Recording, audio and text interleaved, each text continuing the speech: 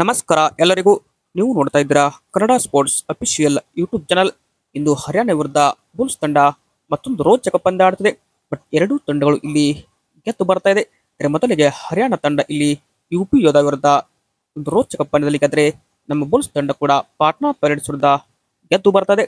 But ಎರಡು ಬಲಿಷ್ಠ ತಂಡಗಳ ನಡುವೆ ಇಂದು ಕಾದಾಟ ಅಂದ್ರು ಪ್ರೊ ಕಬಡ್ಡಿ ಲೀಗ್ ಸೀಸನ್ 12 ನಲ್ಲಿ ಆರಂಭ ಆಗಲಿದೆ. ಬಟ್ ಈ ಒಂದು ಪಂದ್ಯಕ್ಕೆ ಸ್ಟಾರ್ಟ್ ಆಗಿದೆ. ಬುಲ್ಸ್ ತಂಡ ಇವತ್ತೇನಾದರೂ ಬದಲಾವಣೆ ಮಾಡುತ್ತಾ? ಇದೆಲ್ಲದರ ಕಂಪ್ಲೀಟ್ ಆದ ಮಾಹಿತಿ ಈ ಒಂದು ವಿಡಿಯೋದಲ್ಲಿ ನಾನು ತಿಳಿಸಿಕೊಡ್ತಾ ಹೋಗ್ತೀನಿ.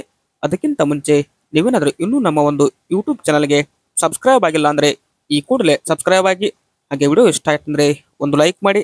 ಇನ್ನು ಮೊದಲಿಗೆ ನಾವು ಬುಲ್ಸ್ ತಂಡ ಇಂದು ಬಲಿಷ್ಠ ತಂಡದೊಂದಿಗೆ ಕಣಕ್ಕೆ ಇಳಿಯುವ ಸಾಧ್ಯತೆ ಇದೆ. ಕಳೆದ ಪಂದ್ಯದಲ್ಲಿ ನಾವು 5 ಡಿಫೆಂಡರ್ ಜೊತೆಗೆ 2 ರೈಡರ್ಗಳಿಂದ ಹೋಗಿದ್ವಿ.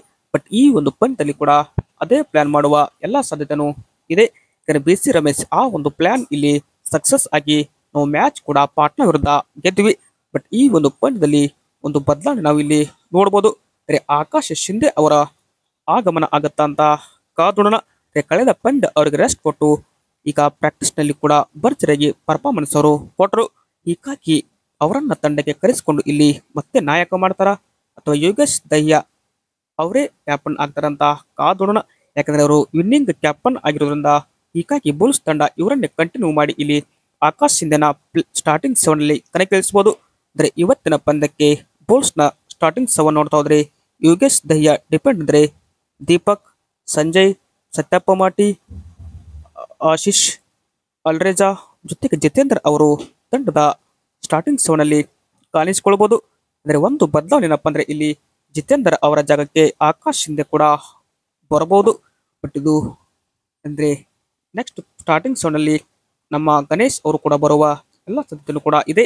ಬಟ್ ಜಾಸ್ತಿ ಹೊತ್ತು ಅವರಿಗೆ ಮ್ಯಾಟ್ ನಲ್ಲಿ ಅವಕಾಶ ಕೊಡ್ತಾ ಇಲ್ಲ. ಅಂದ್ರೆ ಇದೇ ತಂಡ ಇವತ್ತು ಆಡುತ್ತಾ.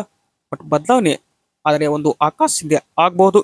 ಬಟ್ ಇವತ್ತಿನ ಪಂದ್ಯಕ್ಕೆ ಇಲ್ಲಿ ಸ್ಟಾರ್ಟ್ಸ್ ಯಾರ್ದು ಚೆನ್ನಾಗಿದೆ ಅಂತ ನೋಡ್ತಾ ಹೋದ್ರೆ ಎರಡೂ ತಂಡಗಳು ಒಟ್ಟಾರೆಯಾಗಿ PKL ಸೀಸನ್ ನಲ್ಲಿ 12 ಬಾರಿ ಮುಖಾಮುಖಿಯಾಗಿದೆ. 6 ಬಾರಿ ಬುಲ್ಸ್ ಗೆದ್ರೆ 6 ಬಾರಿ ಇಲ್ಲಿ ಹರಿಯಾಣ ನಮ್ಮ ವಿರುದ್ಧ ಗೆದ್ದಿದೆ. ಯಾವುದೇ ಪಂದ್ಯ ಇಲ್ಲಿ ಟೈ ಆಗಿಲ್ಲ. ಬುಲ್ಸ್ ತಂಡ ಹರಿಯಾಣ ವಿರುದ್ಧ 59 ಹೈಯೆಸ್ಟ್ ಸ್ಕೋರ್ ಮಾಡಿದರೆ, ಇನ್ನು ಹರಿಯಾಣ ತಂಡ ಬುಲ್ಸ್ ವಿರುದ್ಧ 39 ಅಂಕ ಇದು ಹೈಯೆಸ್ಟ್ ಸ್ಕೋರ್ ಆಗಿದೆ. ಲೋಯೆಸ್ಟ್ ಸ್ಕೋರ್ ಬುಲ್ಸ್ 26 ಆದರೆ ಹರಿಯಾಣ ಸ್ಟಿಲ್ಲರ್ಸ್ ತಂಡದ್ದು 24 ಆಗಿದೆ. ಬಟ್ ಸ್ಟಾರ್ಟ್ಸ್ ಅಂದ್ರೂ ಇದೀಗ ಎರಡೂ ತಂಡಗಳಿಗೂ ಕೂಡ ಈಕ್ವಲ್ ಆಗಿದೆ. ಅಂದ್ರೆ ಈ ಒಂದು ಪಂದ್ಯ ಇದೀಗ ಒಂದು ರೋಚಕ ಫೈಟ್ ಅಂತ ನಾವಿಲ್ಲಿ ನೋಡಬಹುದು. ಇವತ್ತಿನ ಪಂದ್ಯಕ್ಕೆ ಸ್ಟಾರ್ಸ್ ನೋಡ್ತಾ ಹೋಯ್ತಂದ್ರೆ ಹರಿಯಾಣ ಸ್ಟಿಲ್ಲರ್ಸ್ ತಂಡದ ಪರವಾಗಿ ನವೀನ್ ಎಕ್ಸ್ಪ್ರೆಸ್ ಮತ್ತು ಶಿವಂ ಪಟಾರೆ, ಆದರೆ ನಮ್ಮ ಬುಲ್ಸ್ ತಂಡಕ್ಕೆ ಕಳೆದ ಬಾರಿಯ ಹೀರೋ ಅಲ್ರೇಜಾ ಜೊತೆಗೆ ಆಶೀಶ್ ಅವರು ಸ್ಟಾರ್ಸ್ ಆಗುವ ಸಾಧ್ಯತೆ ಇದೆ. ಬಟ್ ಇದು ಏನಪ್ಪಾ ಅಂದ್ರೆ PKL ಸೀಸನ್ 12 ನ ಬೆಂಗಳೂರು ಬುಲ್ಸ್ ವರ್ಸಸ್ ಹರಿಯಾಣ ಸ್ಟಿಲ್ಲರ್ಸ್ ಪಂದ್ಯದ ಒಂದು ಎನಾಲಿಸಿಸ್ ಆಗಿದೆ. ವಿಡಿಯೋ ಇಷ್ಟ ಆಯ್ತಂದ್ರೆ ಲೈಕ್ ಮಾಡಿ.